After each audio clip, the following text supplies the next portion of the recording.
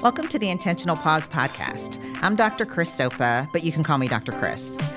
Each week, we'll explore personal growth, self-awareness, leadership, and the power of slowing down in a fast-moving world, where we create space to slow down, hear your own voice again, and make more intentional choices in work and life. Let's get started.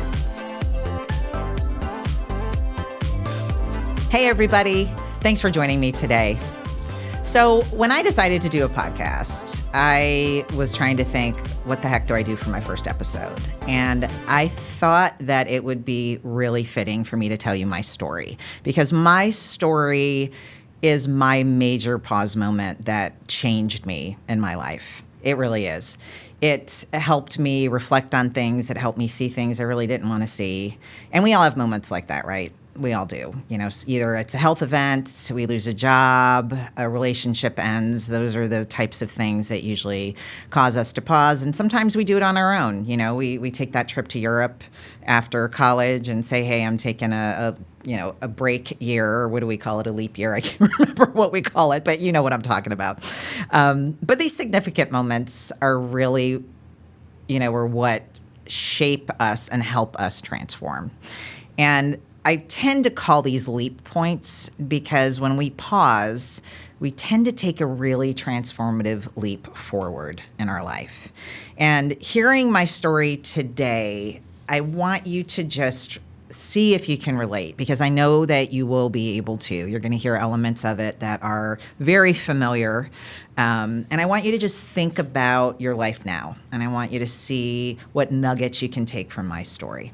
Okay, so let's start with my story. So what is my story? So let's go back to 2003. 2003, I was 33 years old. Yes, I'm giving away my age, but yes, I'm 55 right now. I had two kids, two young daughters. My life was very similar to yours, probably, working full time.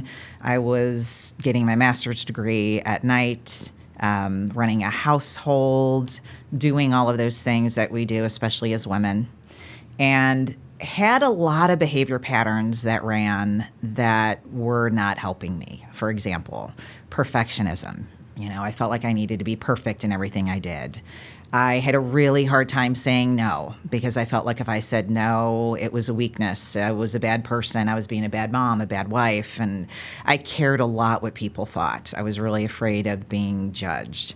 I also had this control thing. You can ask my ex-husband, I'm sure he'll tell you, but I wanted to control everything. And when we want to control things, that's from a place of fear. And I really ran on a lot of fear at that point in my life. And after a while, when we run in that state of really high stress, which I know you all know about, it ends up catching up with us. And it did catch up with me. And so probably about, 8 months or so, I was experiencing these really bad digestional issues, which I promptly ignored because, let's be honest, does anyone have any time ever to be sick? No. And when we're sick, we usually go, I'm going to just power through it. I'm just going to push through it. And that was my mindset. I was traveling. I was working probably 55 hours a week at work. And then you add my household responsibilities. It was tough. And finally, it got so bad, I ended up in the hospital for about 5 days. And during those 5 days, the doctor, I remember him coming in and he said to me, he was like, hey, Chris, and this is explicit. So, if you're eating breakfast, just pause for a moment. He said, Chris, your colon is raw from end to end. You are not absorbing any nutrients. You are not absorbing water. You have stripped your colon bare. And they put me on medicine that he said I would need to take the rest of my life. And he said, if the medicine doesn't work in a few months, we need to talk about having surgery to remove your colon. Now, I was 33, and we all have times in our life where, and I think you have this too, where you feel something in your bones. Like I literally felt in my bones, if I ever have that surgery, I am going to die. I won't live more than 5 years. And that was not an option for me. So I took the medicine and I went on a journey. I have a very theoretical research mind, and I took 5 months off of work, short-term disability. And I decided to shut my life down. So I took a really hard pause, and I only did the necessities. I obviously took care of my kids, but I stayed home, and my priority was taking care of myself. So I researched, like, if you asked me a question about digestion today, I could tell you. I researched the colon. I researched everything that had to do with my illness, because I had chronic ulcerative colitis is what they diagnosed me with. I researched yoga poses that were good for that type of condition. I researched diet, and I stripped my diet, by the way, down to just what they called a residual diet. Like, I was eating white rice, Jell-O, which I don't think I've eaten Jell-O since then, really basic things, and I slowly added food back in. But I went hardcore into researching, because for me it's knowledge. I needed to have the knowledge and the facts of what I was dealing with, and started to take care of myself a little differently physically. But here's the thing, is I also started to do it mentally as well, and emotionally, because I was not dealing with my emotions. I was pushing everything way down, like we sometimes do, just push it way down. And mentally, I had behavior patterns that I were running that, our behavior patterns are habitual, and they were running and they were not serving me. And we have behavior patterns that serve us and some that don't serve us. And these did not serve me. And I needed to look at those, and I needed to reframe a lot of my thinking, which then would change a lot of my behavior. And I started to do that.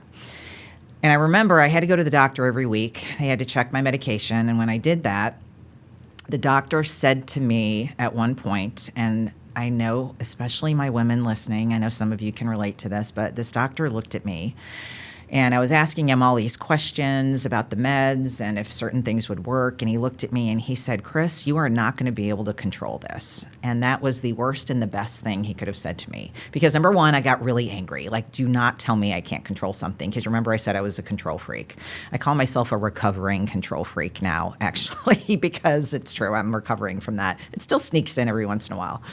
But also what it did is, sometimes anger is not bad. Anger makes you motivated to do something different and to actually take action. And that's what it did, because I was like, all right, dude, F you.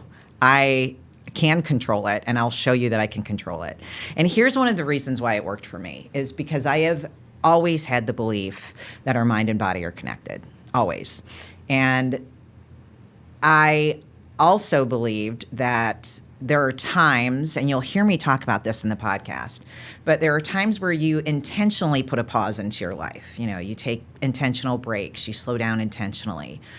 But we get clues constantly from the universe, telling us to slow down, telling us to leave that job. We get nudges, all right? And sometimes those nudges turn into a 2x4, and you get hit upside of the head. And when they turn into a 2x4, usually that is the universe saying, all right, I've given you a lot of clues. You're not taking the hint. You need to take a break. And me getting this colitis was a 2x4. And that happens. And usually when it happens, it is physical, and it's your health, because health is one of the only things that will stop you in your tracks. Because if you don't have your health, you cannot do anything else. You can't work. You can't be there for your family. So the universe will hit you physically, I find, most of the time. And it did. It hit me hard physically.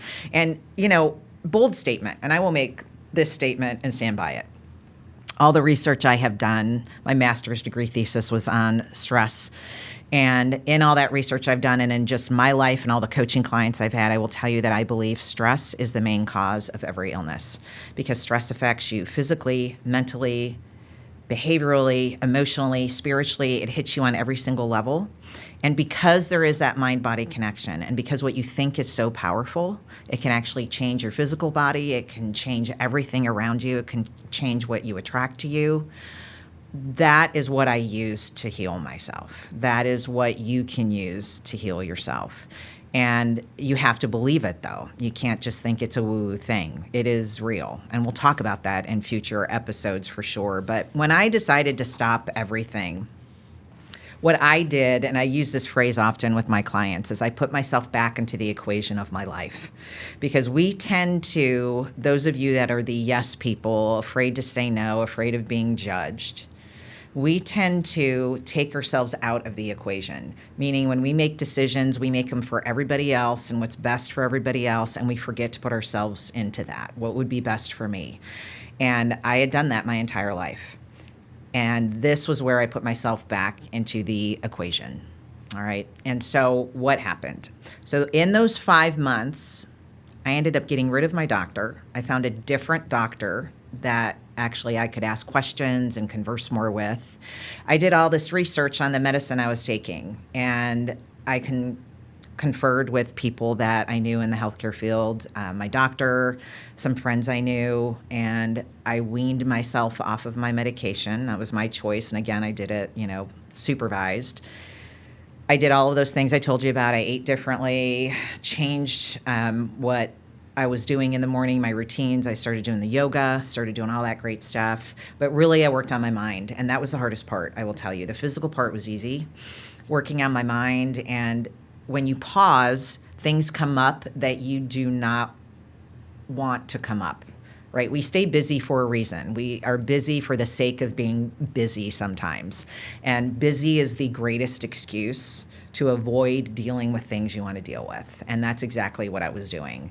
When you slow down, and this is why a lot of us don't pause and slow down, is because those things start to rear their heads. And then all of a sudden you have to feel it and you have to deal with it.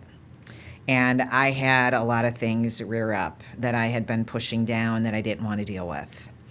And they started to come up. So I got a counselor and I started having therapy and I started to work on that as well. And I will tell you, yes, it is so extremely scary, but it is so worth it, because if you gave me a time machine right now and you said, Chris, you can go back to that point in your life and choose not to get sick, I would choose to do it all over the exact same way again, because I learned so much from that experience and from having that break to really look at myself and really dive deeper into what I was about and who I was at that point in time. And, famous people have done this. Like, this is not taking a pause and taking a break. I know what a lot of you are thinking. You're like, good for you, Chris, that you could do that. But I can't do that. I'm the sole breadwinner. I'm this, I'm that. And trust me, I hear this all of the time from my coaching clients. But putting yourself in the equation means doing the things that are best for you. We have a very strong motivation as humans to feel good.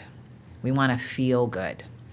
And taking care of yourself and putting yourself first and taking those times to take a breath and pause and take a longer pause if you need to, even though it might be challenging during that short period of time you do it, you need to do it. You need to do it, because that is what is going to help you heal and transform. And I, for 5 months, did this. And I will tell you, I completely reversed my condition. So I went from being really ick and not being able to get off the toilet. Again, if you're eating breakfast, so sorry. But I went from that to completely healing myself. And I did try to go back to work. I will tell you that. I did try. And I remember when I walked in the door, and not even walked in the door, I remember pulling into the parking lot of where I used to work at the time, and I felt my stomach start to grumble and hurt. And I thought, I am not going to be able to do this. I stayed there 2 weeks and I gave my notice.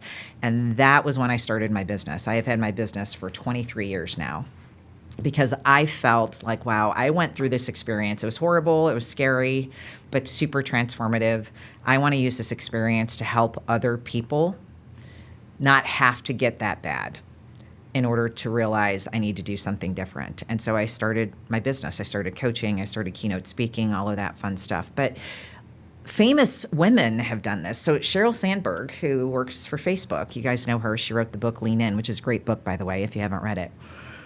She took a break after her husband suddenly died, just to give herself time to grieve and to get to know herself again and reflect on her life. J.K. Rowling, my Harry Potter fans out there, my family is a big Harry Potter family. She, after her divorce, she went through depression and she took a break. She left her traditional job and she is one of the world's most famous authors now. These women and people know that taking a break resets and it helps you pause. I mean, think about what you do to your computer. If your computer is acting up and getting all crabby, which mine does often, you do Control-Alt-Delete. right? You pause it, you reset it. That is what a pause does. It resets you. I do call it Control Alt Delete. Even if my brain starts to reel on things I don't want it to reel on, I literally stop and I say to myself, Control Alt Delete. And I get rid of it. I pause for a minute and I go, okay, what would I rather think? And I bring that into the equation. But this pause for me and this break in my life made me realize so many things. It made me realize, one, if I am not well, I cannot be there for the people I love. It is not a selfish thing to take care of yourself and to pause. It is self-care. And we need to do that. I don't care if you're female, male, a child. Our teenagers are so stressed nowadays. Teenagers need to do it. And we don't pause. We've got our phones in front of us. We're a quick fix society, instant gratification with the internet and social media. Everything moves really fast. We get information really fast. And we do not slow down. If you talk to any of my coaching clients, they will tell you that the main thing I say constantly is just slow down. I want you to practice slowing down. Take a pause, take an intentional break, because that is where you reset. I realized during my pause that I was valuable. We don't take care of what we don't value. And I had self-worth issues. I had self-esteem issues. And as you take care of yourself, you start to naturally build that self-esteem and self-worth again. It made me realize I wanted to start my own business. Was it scary? Yeah, it was horribly scary. I had no idea what I was doing, but I did it. And I wouldn't have done it if I wouldn't have gotten sick. I could tell you that for sure. I realized, I got married really young. My ex-husband, great guy. But we had started to grow apart, and I realized I wasn't happy. Now, I wasn't ready to deal with that quite yet, but I had realized and thought, at some point, this might need to be taken care of. I might need to think about this a little bit differently. But at the end of the day, what I want you to realize is that none of this is selfish. None of this is anything that you can't do. I don't care how busy you are. I don't care what you have going on. You can start to incorporate some pauses in your life, because when I look back at that time, one of the things I remember is that I felt the most peace I have ever felt in my entire life. I had this sense of peace I had never experienced that I wanted to recreate over and over again. And I go back to that moment, I can't tell you how many times. So many times. So slowing down is where the transformation happens. Taking that pause is what happens. And I started this podcast because I want to start a conversation about slowing down, about the power in that, about pausing, about being present again, not living your life through your phone, but actually living your life. And we need to slow down to do that. We need to appreciate the moments we have with the people we love, the moments that we experience, good or bad. That's all part of being human. And that is why I'm here with you today. So let's get into what I am going to call, and I think it's pretty catchy, pause with purpose moment. And the pause with purpose moment is something I will do every week for my podcast. And this is where I will give you a question to reflect upon, a quote to reflect upon, but more importantly, an action step, because my belief is that knowledge is not power. Applied knowledge is power. You probably listen to a bunch of other podcasts and read a bunch of other stuff, and it's great to have all that knowledge. But if you don't do anything with it, there is no point. And so my goal with this podcast and our Pause with Purpose moment is for you to be able to take action on something and reflect on something. So think of it like as your free coaching moment with me. Think about that. I love that. So what I want you to do this week is, after hearing my story, I want you to really reflect on a part of your life. You don't need to go like drastic jump off the cliff like I did, all right? And hopefully you have your health right now and you don't have to do it the way I did it. But I want you to think of just one part of your life where you can slow down just a little bit. And I want you to start small. So for example, just maybe build 10 minutes in your day where you read your favorite book. You listen to music you like. You just have a cup of coffee sitting outside. You don't be on your phone. You don't do anything else. I want you to just pause for a minute and just be with yourself. And don't be afraid to be with yourself. Just be with yourself. Just breathe. Maybe if you are one of the hustle and bustle working folks out there that I deal with all of the time that are super busy, that you work through your lunch, take about 15 minutes to actually eat your lunch. I don't want you to check email. I don't want you to be on the phone. I don't want you to do anything else. I want you to just be with your food. I want you to eat your lunch and take that break. So do that. Just find some small place in your life where you can start to pause just a little bit. And then you'll just see what comes up. Notice what feelings come up. Notice what thoughts come up. Pay attention to those patterns for me, okay? And I want to leave you with this quote, because I think this quote is the quote of all quotes to end this episode and for my podcast, all right? This is from Anne Lamott, and she says, "Almost everything will work again if you unplug it for a few minutes, including you." Nothing more true could be said. So until next time, I want you to remember to slow down a little bit, take a pause, and thanks so much for listening, and I'll talk to you next time. Thanks so much for joining me for this episode of The Intentional Pause. My hope is that something you heard today really encourages you and helps you slow down, reflect, and make space for what matters most. If you enjoyed this conversation, which I know I did, be sure to subscribe, leave a review, and share this with somebody who could use an intentional pause in their life or who could relate to the story. If you have a story you want to share or a question, please leave a comment. And if you want to talk to me about leadership development programs for your organization, some executive coaching maybe, or a keynote for an event, my contact info is in the show notes. I'm your host, Dr. Chris Sopa, and until next time, take care of yourself, trust the process, and remember, slowing down is not a weakness. It's where the power lies.